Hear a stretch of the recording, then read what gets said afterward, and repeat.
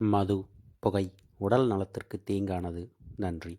இந்த சகசிரார சக்கரம் ஓப்பன் ஆகிறது அவ்வளவு சாதாரண விஷயம் கிடையாது. சகசிரார சக்கரம் ஓப்பன் ஆகிறதுக்கு 32 லட்சணங்கள் பொருந்திய ஒரு உடல் வேணும். கால மாற்றம் சித்தர்களுக்கு மட்டும் ஒரு விஷயமே கிடையாது. அன்னைக்கு புல்லு தின்னுக்கிட்டு இருந்த பசுமாடு இன்னைக்கு புல்லு தான் சாப்பிடுது. அன்னைக்கு இலதலையை சாப்பிட்டுக்கிட்டு இருந்த குரங்கு இன்னைக்கு இலதலை தான் சாப்பிடுது. குரங்குக்கோ பசுமாட்டுக்கோ கால மாற்றம் கிடையாது. மனிதனுக்கு மட்டும் ஏன் கால மாற்றம் வந்துச்சுன்னா மனிதன் மாறி இருக்கான். குண்டலினி விழிப்படையும் போது 120 டிகிரி செல்சியஸ்ல உங்க உடம்பு கொதிக்கும். ஆக்ஞா சக்கரம் ஓப்பன் ஆச்சு ஒருத்தருக்கு அப்படின்னா 180 டிகிரி செல்சியஸ்ல உடம்பு சூடாகும். சகசிராரம் ஓப்பன் ஆகும்போது 240-50 டிகிரியில உடல் வெப்பமடையும். அதுங்களா இந்த உடல் போய் ஆன்மா ஒளியா நிற்கும் போது ஒளி தேகம் நாம எடுத்துறோம். தமிழ் மக்களுக்கும் ஆன்மீக அன்பர்களுக்கும் அன்பான வணக்கங்கள். இன்றைய காணொலியில் சகசிரார சக்கரத்தை பற்றி சில விஷயங்கள் பகிர்ந்துக்கலாம் இருக்கேன். நாம் குண்டலினி யோகத்தில் மூலாதார சக்கரத்துலேருந்து ஆக்ஞா சக்கரம் வரைக்கும் ஒரு சக்கரத்துக்கும் ஒரு காணொலி தனித்தனியாக எது எப்படி இயங்கும், அது இயங்குறதுக்கு எந்த மாதிரி பயிற்சிகள் செய்யணும், எந்த மாதிரி குணாதிசயங்கள் வேணும்னு போட்டிருக்கோம். பார்க்காதவங்க அந்த காணொலியை போய் பார்த்துட்டு வந்து அப்புறமா இந்த காணொலி பாருங்கள். இதுவரைக்கும் யாரும் சொல்லப்படாத சொல்ல முடியாத சகசிரார சக்கரத்தை பற்றி இன்றைக்கி நான் எனக்கு தெரிஞ்ச சில தகவல்கள் என் குருமார்கள்ட்ட கேட்டு தெரிஞ்சுக்கிட்டது. நான் தவம் பண்ணுறப்ப எனக்கு கிடைச்ச சில ஆத்ம விசாரணையில் வந்த தகவல்கள். இதை பற்றி நான் கொஞ்சம் ஷேர் பண்ணிக்கிறேன். அவங்கவுங்க தவம் பண்ணும்போது அனுபவத்தில் உணர்ந்துக்குங்க. சரிங்களா? இது முழுமையாக இதுதான் உண்மைன்னு சொல்ல முடியாது. இது என்னுடைய அனுபவம் மட்டும்தான். இந்த மாதிரி வேறு யாருக்கிட்டையாவது வேறு யாராவது அவங்களுடைய அனுபவத்தை சொன்னால் நீங்கள் அதையும் எடுத்துக்கலாம். சரிங்களா? இப்போ சகசிரார சக்கரத்தை பற்றி சொல்லணும்னாக்கா, மூலாதாரத்திலேருந்து ஆக்ஞா சக்கரம் வரைக்கும் எல்லா சக்கரத்தையும் 6 சக்கரங்களையும் கண்ட்ரோல் பண்ணுற ஒரு எனர்ஜி நம்மக்கிட்ட இருக்குது. புரியுதுங்களா? எல்லா சக்கரங்களையும் நம்மளுடைய கண்ட்ரோலில் வைக்கக்கூடிய தகுதி நம்மளுக்கு இருக்குது. ஆனால் சகசிரார சக்கரத்தை நம்மளோட கண்ட்ரோலில் நாம் வைக்கவே முடியாது, நம்மளால் அதை இயக்கவும் முடியாது. புரியுதுங்களா? சகசிரார சக்கரம் ஓப்பன் ஆச்சுன்னா அதோட கண்ட்ரோலில் தான் நம்ம இருப்போம், நம்மளோட கண்ட்ரோலில் அது இருக்காது. யாருக்கெல்லாம் சகசிரார சக்கரம் ஓப்பன் ஆகும் அதை பற்றி நான் சொல்கிறேன். ஆக்ஞா சக்கரத்தை பற்றி போட்ட அந்த காணொலியில் பார்த்தீங்கன்னாக்கா கடைசியாக நான் ஒரு விஷயம் சொல்லியிருப்பேன்.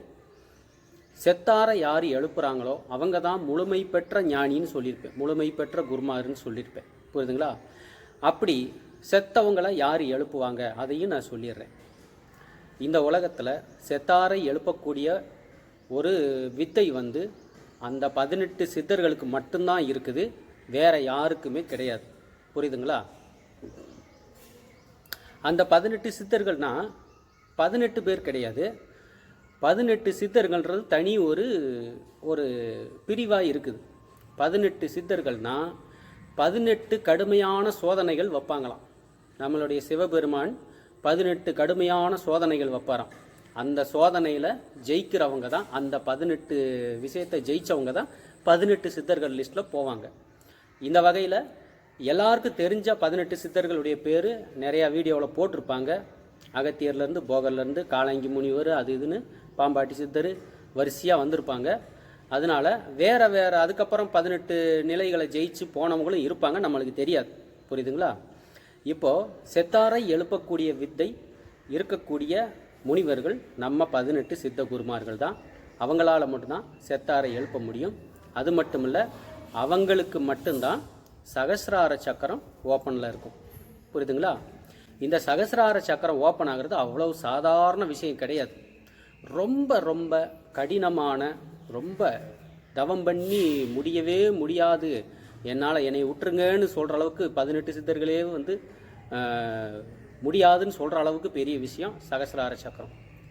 சகசிரார சக்கரம் ஓப்பன் ஆகிறதுக்கு 32 லட்சணங்கள் பொருந்திய ஒரு உடல் வேணும். புரியுதுங்களா? சகசிரார சக்கரம் ஓப்பன் ஆகிறதுக்கு 32 லட்சணங்கள் பொருந்திய ஒரு உடல் வேண்டும். இது அழகு சம்பந்தப்பட்டது கிடையாது. நம்ம ஏற்கனவே 6 சக்கரங்களுக்கு 6 குணாதிசயம் வேணும்னு சொல்லியிருந்தோம். சகசிரார சக்கரம் திறக்கிறதுக்கு 32 லட்சணங்கள் வேணும். அந்த 32 லட்சணங்களும் அழகு சம்பந்தப்பட்டது அல்ல, நல்ல குணங்கள் சம்பந்தப்பட்டது. புரியுதுங்களா? இந்த 32 லட்சணங்கள் பொருந்திய உடல் சித்தர்களுக்கு இருக்கும். 18 சித்தர்மார்களுக்கு இருக்கும். அவங்களுக்கு சகசிரார சக்கரம் திறக்கும். அடுத்தடுத்து எடுத்துக்கிட்டிங்கன்னா யாருக்குமே கிடையாது. நம்ம 18 சித்தர்களை தாண்டி இப்போ இந்த பூமியில் யாராவது இருக்காங்கட்ட யாருக்கு கிடையாது. இதில் 18 சித்தர்களை தாண்டி வேறு யாருக்கு சகசிரார சக்கரம் வேலை செய்யுதுன்னா சப்த ரிஷி, பிரம்ம ரிஷின்னு சொல்லப்படக்கூடிய பல ரிஷிமார்கள் இருக்காங்க. அவங்களாம் தேவர்களோட பெரிய உயர்ந்தவங்க. அவங்களுக்கு சகசிரார சக்கரம் ஓப்பனாக இருக்கும். தேவர்கள் எல்லாருக்குமே சகசிரார சக்கரம் முழுமையாக வேலை செய்யும். புரியுதுங்களா? அதுக்கு கீழே இருக்கிறவங்களுக்கு சொல்ல முடியாது. அவங்களுடைய தவத்தை பொறுத்து யாருக்கு வேணாலும் வாய்க்கலாம். புரியுதுங்களா? இப்போ சில பேர் நினைக்கலாம், இதெல்லாம் அந்த காலத்தில் புராண கதைகளில் மட்டும்தான் இருக்குது, இந்த காலத்தில் யாருக்கிட்டையும் கிடையாது, யாருக்கிட்டையும் யாராலையும் முடியாது அப்படின்ற ஒரு எண்ணம் தான் வரும். இப்போ நான் இதை சொல்லி முடிச்சதுன்னு இதை கேட்கும்போது இதுதான் வரும். ஒரு விஷயத்தை நல்லா கேட்டுக்குங்க. கால மாற்றம் சித்தர்களுக்கு மட்டும் ஒரு விஷயமே கிடையாது. சித்தர்கள் வழியில் பயணிக்கிறவங்களுக்கு கால மாற்றன்றது ஒரு பிரச்சனையே இல்லை. எப்படின்னு நான் சொல்கிறேன். அன்னைக்கு புல்லு தின்னுக்கிட்டு இருந்த பசுமாடு இன்றைக்கும் புல்லு தான் சாப்பிடுது.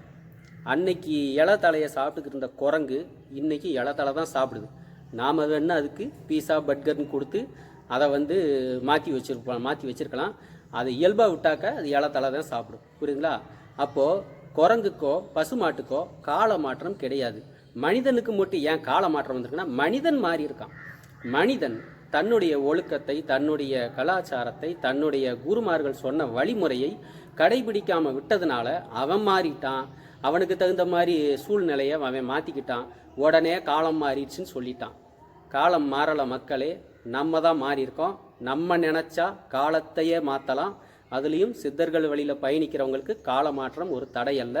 அவங்க சொன்ன ரூல்ஸை கரெக்டாக ஃபாலோ பண்ணி அந்த வழியில் பயணிக்கிறவங்களுக்கு கண்டிப்பாக கால மாற்றம் ஒரு தடை அல்ல. நாமளே மாற்றிட முடியும், காலத்தை மாற்றிட முடியும். இதை நல்லா புரிஞ்சுக்கிட்டு தொடர்ந்து பயணம் செய்யுங்க. இதில் சகசிரார சக்கரத்தை பற்றி இன்னொரு விளக்கம் கொடுக்க விரும்புகிறேன். குண்டலினி யோகத்தை பற்றி, ஆக்ஞா சக்கரத்தை பற்றி, சகசிரார சக்கரத்தை பற்றி நான் சில தகவல் சொன்னேன். அதனுடைய முழுமையான எஃபெக்டை நான் இன்னும் சொல்லலை. இன்றைக்கி அதை சொல்கிறேன். குண்டலினி விழிப்படையும் போது 120 டிகிரி செல்சியஸில் உங்கள் உடம்பு கொதிக்கும், அனலாக கொதிக்கும். புரியுதுங்களா? ஆக்ஞா சக்கரம் ஓப்பன் ஆச்சு ஒருத்தருக்கு அப்படின்னா 180 டிகிரி செல்சியஸில் உடம்பு சூடாகும். சகசிராரம் ஓப்பன் ஆகும்போது 240-50 டிகிரியில் உடல் வெப்பமடையும். அதாவது அவ்வளோ வெப்பம் அடைஞ்சால் உடல் இருக்காது, உருகிடும். உடல் உருகிருச்சுன்னா உள்ளே இருக்கிற ஆன்மா என்ன செய்யணும்னா அது ஒளியாக நிற்கும். புரியுதுங்களா? இந்த உடல் போய் ஆன்மா ஒளியாக நிற்கும் போது ஒளி தேகம் நாம் எடுத்துடுறோம். புரியுதுங்களா? இதைத்தான் ஒளி தேகம்னு சொல்கிறாங்க. சகசிரார சக்கரம் ஓப்பன் ஆகிறவங்க அவங்களுடைய ஆன்மா முழுக்க முழுக்க ஒளியாக இருக்கும். அப்படி முழுக்க முழுக்க ஆன்மா ஒளியாக இருக்கும்போது இந்த உடல் நிற்காது.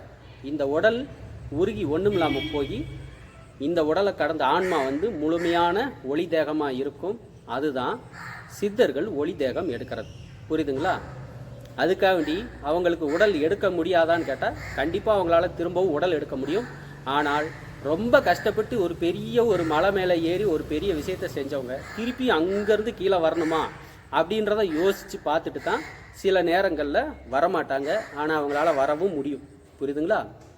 இப்போது இவ்வளோ வெப்பம் அடைகிற விஷயத்தை நாம் எப்படி சரி பண்ண முடியும்னா அதுக்கு தான் சித்தர் பெருமார்கள் மூலிகை உணவுகளை சொல்லியிருக்காங்க. நல்ல சின்ன வயசுலேருந்து நல்ல மூலிகை தெரிஞ்ச ஒரு குருமார்கள்ட்ட போய் அந்த மூலிகை விஷயத்தையும் நாம் படித்து அந்த உடல் 120 டிகிரி வெப்பத்தை தாங்குகிற அளவுக்கு உடலை தயார் பண்ணாதான் குண்டலினி சக்தி விழிப்படையும் போது நாம் அப்படி ஸ்டெடியாக நின்று தவம் பண்ண முடியும். இல்லைன்னா மூலாதார சக்கரத்தில் குண்டலினி விழிப்படைஞ்சின்னா பிளட்டு வரும், ஆசன வாயில் ரத்தம் வரும். நிறைய பேருக்கு இது வந்திருக்கும். நான் சொல்கிறது உண்மை, எனக்கும் வந்திருக்குது. அதற்கப்புறம் நம்ம வள்ளல் பெருமான் சொல்ல சில மூலிகைகள், இந்த கருணக்கிழங்கு, இந்த மாதிரி சில உணவு முறைகள்லாம் நான் மாற்றி அமைச்சதுனால எனக்கு அது ஸ்டாப் ஆயிடுச்சு. அதுக்கப்புறம் தான் நான் இந்த அனுபவம் நிறைய பேருக்கு வந்திருக்கோம். புரியுதுங்களா? அதுக்கப்புறமா 180 டிகிரி செல்சியஸில் வெப்பம் அடையும் போது ஆக்ஞா சக்கரம் திறக்கும். அது திறக்கும் போது உடம்பும் ஃபுல்லாக காயக்கல்பமாக இருக்கணும். இல்லைன்னா அந்த வெப்பத்தை தாங்க முடியாமல் அப்போவே சாகிறது உறுதி. இது திறக்கிறதுக்கு முன்னாடியே நிறைய பேருக்கு நோய் நொடி கை கால் இழுத்தவங்கெல்லாம் இருக்காங்க. அது அவங்களுடைய கர்மான்னு சொல்லலாம். புரியுதுங்களா?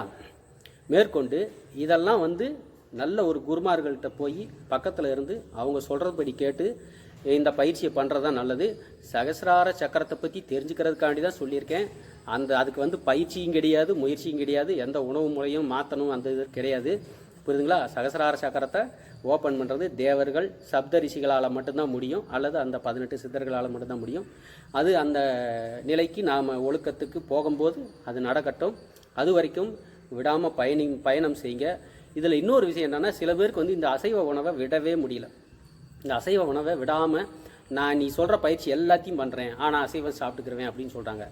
மக்களே நல்லா புரிஞ்சுக்குங்க, இங்கே அசைவம் நம்மளுக்கு எதிரி கிடையாது. அசைவ உணவையே நாம் எதிர்க்கிறோம், தப்பாக புரிஞ்சுக்கிட்டாங்க.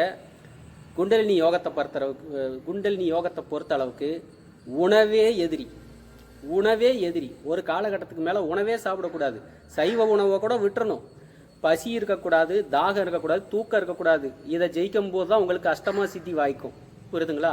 முதல்ல இதை யார் ஜெயிச்சிருக்காங்களோ அவங்க தான் அஷ்டமா சித்திக்கு ரெடி ஆகுறாங்கன்னு அர்த்தம். நாம் சொல்கிறது அசைவ உணவு தான் எதிரின்னு சொல்ல வரல. உணவே எதிரி, அதில் அசைவ உணவு ரொம்ப எதிரி. புரியுதுங்களா? அதனால் அசைவமாக செய்வோமான்னு பார்க்காதீங்க. நாம் உணவே இல்லாத நிலைக்கு போகணும், அதை பாருங்கள். அதனால தான் இந்த உணவு முறைகளை இப்படி மாற்ற சொல்லியிருக்காங்க. இல்லைன்னா நம்ம பெரிய நிலையை அடைய முடியாது. அவ்வளோதான் விஷயம். சொன்ன விஷயங்களை பூரா ஃபாலோ பண்ணுங்கள், தெரிஞ்சுக்குங்க. நமக்கு காலம் ஒரு விஷயம் கிடையாது. இந்த காலத்தையே மாற்றக்கூடிய ஒரு மனோநிலையும் ஒரு அறிவு நிலையும் யாருக்கு இருக்கோ அவங்களுக்கு இது சத்தியம், சாத்தியம். இது குரு மேலானது. புரியுதுங்களா? மீண்டும் அடுத்த காணொளியில் சந்திக்கலாம். அகத்தியர் திருவடி போற்றி.